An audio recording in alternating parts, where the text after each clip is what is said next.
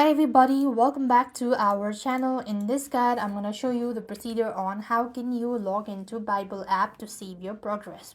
So what here you need to do is, in order to log into your Bible app to save your progress, so basically you want to go ahead and install the app. So open up your app store, type in Bible app onto the search bar, and there you go.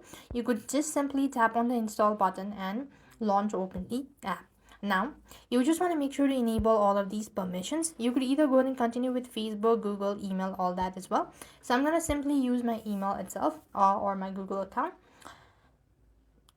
And once you're logged in, you will then be taken to the very home page. So what here you need to do is, in order to save your progress, you then need to go ahead and select your Bible type.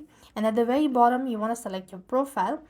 There, you then need to go ahead and tap the menu at the very top right corner of the screen.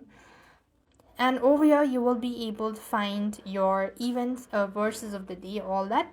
So here is just basically you want to go to your saved section. And this is also where you could go ahead and see your save progress, or you will be able to find it out. So this way you will be able to sign into your Bible app. I hope the video was helpful. Make sure to like, share and subscribe. Thank you for watching. See you in the next video.